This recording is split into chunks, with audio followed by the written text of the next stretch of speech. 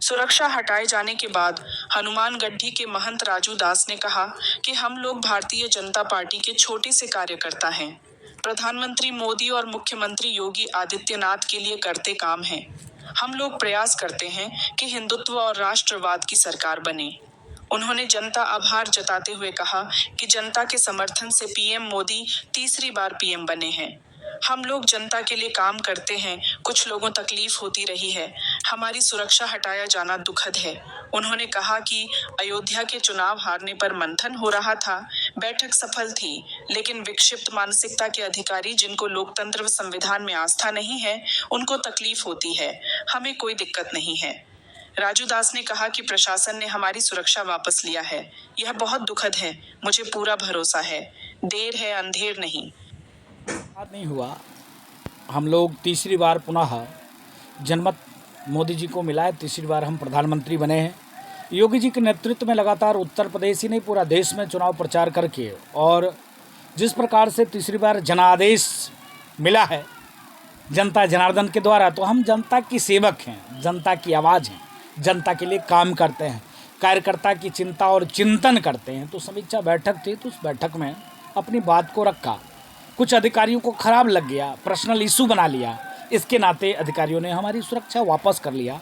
ये दुखद था, निंदनीय है। हम मोदी जी के सिपाही हैं, योगी जी के सिपाही हैं, योगी जी के लिए काम करते हैं, मोदी जी के लिए काम करते हैं। तो कुछ अधिकारी को खराब लगता है, जो समाजवादी मानसिकता के लोग हैं, जिन जिन लोगों ने चुनाव हराया है, उनको लगता है कि ये क्यों मोदी जी के लिए काम कर रहे हैं, योगी जी के लिए काम कर रहे हैं, उनको खराब लगता है। इसके नाते उन्होंने सुरक्षा हटा दी। तो जो अधिकारी ऐसा करते हैं उनको खराब लगना चाहिए ना। जो अधिकारी ऐसा कार्य करते हैं उनको खराब लगना चाहिए, जो नहीं करते उनको क्यों लगा। ये लोकतांत्रिक व्यवस्था है, लोकतंत्र में जनता के लिए काम करना ही एक भाव होना चाहिए। तो हम जनता के लिए काम करते हैं। आप एज ए राजा नहीं हो, आप सेवक हो। सेवक की भांति आप डीएम हो तो क्या हो, भगवान हो गए क्या आप? नहीं, आप डीएम हैं तो भगवान हो गए क्या? जनता की आप नहीं सुनेंगे क्या? तो जनता की बात अगर मैंने कह दिया तो उसको पर्सनल लेना, तो मुझको लगता है कहीं तक ये न्याय उचित नहीं।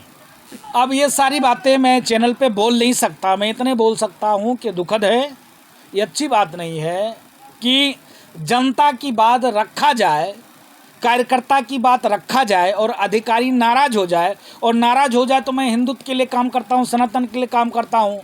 बांग्लादेशी घुसपैठी भारत से बाहर जाए, रोहिंग्या घुसपैठी भारत से बाहर जाए, पश्चिम बंगाल में हिंदुओं के साथ जो जाति हो रही है उस पर आवाज़ उठाता हूँ।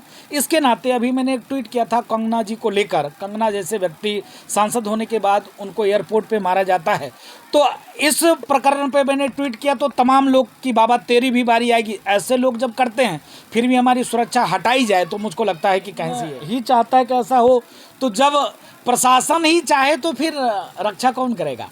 जब रक्षक ही भक्षक बनने के लिए तैयार हो जाए तो फिर क्या कहा जा सकता है। समीक्षा बैठक थी, तो समीक्षा बैठक में तो यही होता है ना कि कैसे हम चुनाव हारे हैं, तो यही सब चर्चा हो रही थी। उस पर इस प्रकार से भड़कना उचित नहीं। शिकायत क्या किससे करेंगे आप? किसी से मुझको शिकायत किसी से नहीं है। हम योगी जी के सिपाही हैं, मोदी जी के सिपाही हैं, सनातन के लिए कार्य करते हैं। ऐसे कार्य करते रहेंगे, मरेंगे, जिएंगे, फिर आएंगे, फिर काम करेंगे। जैसे 500 वर्ष के बाद अयोध्या राम मंदिर मिला, 500 वर्ष में 5 बार हम मरे, जिंदा होके फिर आए, फिर काम किया। उसी प्रकार से मोदी जी के सिपाही हैं, योगी जी के सिपाही हल्के में थोड़ा ही ना होता है, मैं मानता हूँ। लेकिन मैं आभार व्यक्त करता हूँ पूज्य योगी आदित्यनाथ जी महाराज का, और धन्यवाद व्यक्त करता हूँ देश के यशस्वी प्रधानमंत्री जी का। उनका स्नेह बहुत है और मुझको लगता है कि देर है अंधेर नहीं है, न्याय मिलेगा।